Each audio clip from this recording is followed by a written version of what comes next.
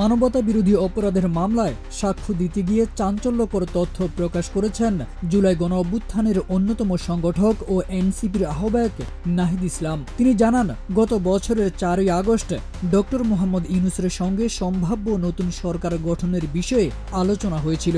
এ সময় তাকে নতুন সরকার প্রধানের দায়িত্ব পালনের প্রস্তাবও দেওয়া হয়।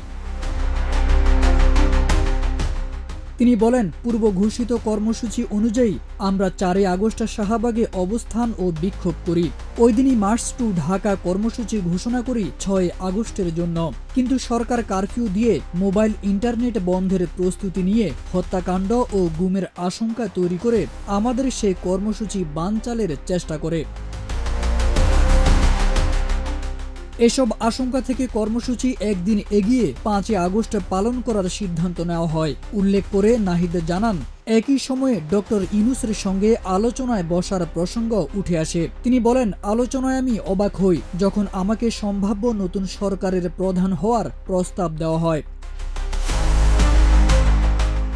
এর আগে একই মামলায় 17 সেপ্টেম্বরের জবানবন্দিতে নাহিদ অভিযোগ করেন, জুলাইয়ের আন্দোলনের সময় সাধারণ শিক্ষার্থীদের উপর ব্যাপক দমনপীড়ন চালানো হয়। তিনি সরাসরি সাবেক প্রধানমন্ত্রী শেখ হাসিনা, স্বরাষ্ট্রমন্ত্রী আসাদুজ্জামান কামাল এবং আইন শৃঙ্খলা বাহিনীর শীর্ষ কর্মকর্তাদের ওই সময়কার গণহত্যার জন্য দায়ী করেন এবং তাদের দৃষ্টান্তমূলক শাস্তির দাবি জানান।